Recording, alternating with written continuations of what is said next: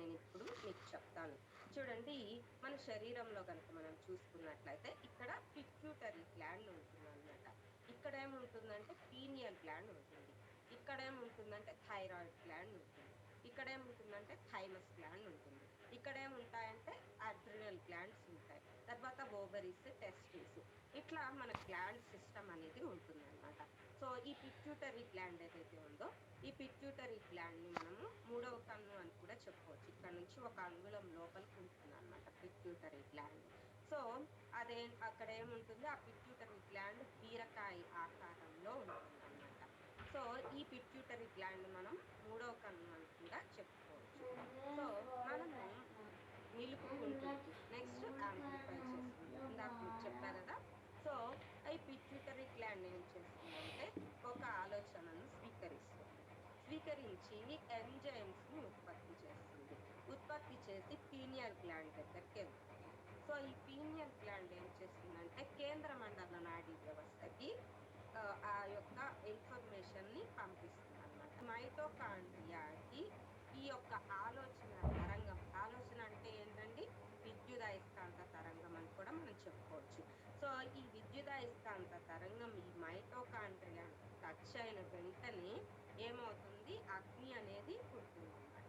పుట్టినప్పుడు ఏమవుతుంది? అగ్ని పుడితే ఏమవుతుంది? వాయువులు వ్యాపిస్తాయి. సో, ఆ విధంగా ఏమవుతుంది? శరీరం అంతట్లో అన్ని సెల్స్‌కి కూడా ఆ యొక్క ఇన్ఫర్మేషన్ అనేది, మనం చేసిన ఆలోచన యొక్క ఇన్ఫర్మేషన్ అనేది ప్రతి సెల్‌కి కూడా ప్రవహించడం జరుగుతుంది. సో, ఒకే ఆలోచనతోటి మన శరీరం అంతా నడపబడుతుందనమాట. రైట్? సో, చూడండి, ఈ యొక్క పిట్యూటరీ గ్లాండ్, ఈ యొక్క పీనియల్ గ్లాండ్ ఏదైతే ఉందో, ఇది గనక పూర్తి స్థాయిలో గనక విచ్చుకున్నట్లయితే, మనము ఈ పక్కన వ్యక్తి యొక్క ఫ్రీక్వెన్సీని కూడా మనము గమనించవచ్చు. గాలి ఫ్రీక్వెన్సీ గూడా మనకు కనపడుతుంది. సో, ఆ అవతల వ్యక్తి ఎవరైతే ఉన్నారో, ఆ వ్యక్తి కూడా తనలోనే భాగం అనే విషయం కూడా మనకు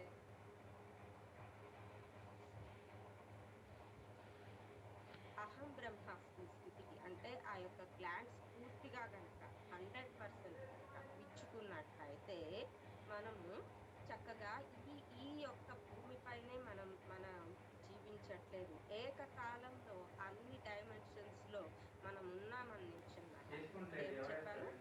ఈ పి ఈ పిట్యూటరీ గ్లాండ్ ద్వారా ఒకానొక ఆలోచనని మనం తీసుకున్నప్పుడు ఎంజైమ్స్ ఉత్పత్తి అయ్యి పీనియల్ గ్లాండ్ దగ్గరికి వెళ్లి, తర్వాత మిగతా గ్లాండ్స్ దగ్గరికి అన్నిటికి ఇన్ఫర్మేషన్ అనేది వెళ్ళి, సో, ఈ విధంగా సెల్స్ అన్నిటికి కూడా ఆ ఇన్ఫర్మేషన్, ఆ ఆలోచనకి సంబంధించిన ఇన్ఫర్మేషన్ వెళ్ళి శరీరం అంతా ఆ ఒక్క ఆలోచనతోటే నడపబడుతుందన్నమాట.